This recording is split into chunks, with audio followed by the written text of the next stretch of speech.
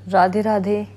मोहिनी एकादशी वैशाख शुक्ल पक्ष की हार्दिक शुभकामनाएं। मोहिनी एकादशी का महात्म्य इस प्रकार से है। युधिष्ठिर ने भगवान कृष्ण से हाथ जोड़कर निवेदन किया कि हे देवकी नंदन, कृपया अब यह बताकर कृतार्थ कीजिए कि वैशाख मास के शुक्ल पक्ष की एकादशी को किस नाम से पुकारा जाता है। साथ ही इसकी विधि और महात्म्य की कथा का भी वर्णन कीजिए। भगवान कृष्ण परम स्नेह से बोले, प्रिय पांडुपुत्र, इस विषय में एक बार भगवान श्री रामचंद्र जी ने मुनिवर वशिष्ठ जी से पूछा था, अतः उनके मध्य हुए वार्तालाप को मैं तुम्हें सुनाई देता हूँ। इससे तुम्हारी जिज्ञासा शांत हो जाएगी। तुम ध्यानपूर्वक सुनो। एक बार भगवान श्री रामचंद्र जी ने महात्मा वशिष्ठ जी से कहा, गुरु, मैंने वैदेही सीता के वियोग में बड़े दुख सहे। इससे मेरे चित्त में अभी भी शांति नहीं है। कृपा करके मुझे ऐसा कोई व्रत बताए जिसके करने से मेरा चित्त शांत हो सके। श्री वशिष्ठ बोले, राजन, आपके नाम सिमरन से लोगों के सब पाप नष्ट हो जाते हैं। फिर आपने यह प्रश्न करके यह सिद्ध कर दिया कि आपकी भावना लोकहित की है। मैं आपको जिस व्रत के संबंध में बता रहा हूँ वह वैशाख मास के शुक्ल पक्ष की एकादशी का है। इस एकादशी को मोहिनी एकादशी कहते हैं। इसका व्रत करने से मनुष्य के सब पाप दुख नष्ट हो जाते हैं और उसका चित्त शांत हो जाता है। वशिष्ठ जी एक क्षण रुके, फिर बोले, वत्स, अब तुम इससे संबंधित एक कथा सुनो। सरस्वती नदी के तट पर एक भद्रावती नाम की नगरी है। उस नगरी में धूतिमान राजा राज्य करता था। उस नगरी में धन्यपाल नामक एक वैश्य रहता था। वैश्य के पास अपार धन धान्य था।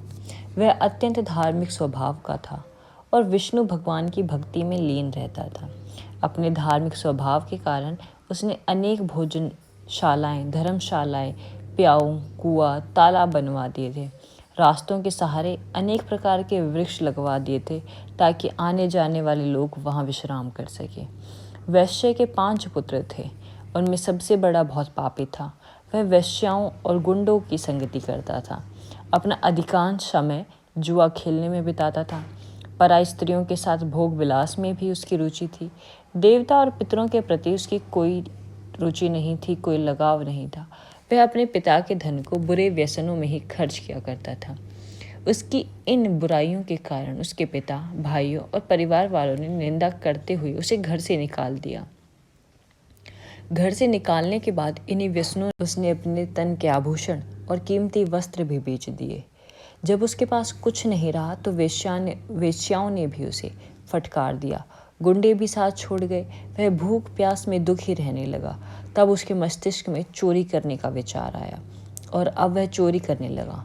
एक दिन चोरी करते हुए पकड़ा भी गया और वैश्य के लिहाज में सिपाहियों ने उसे छोड़ दिया, पर फिर भी उसने चोरी करनी नहीं छोड़ी और राजा के कारागार में बंद कर दिया गया। वहाँ राजा ने उसे बड़े कष्ट दिए और उसे नगरी को छोड़कर चले जाने का आदेश सुना दिया।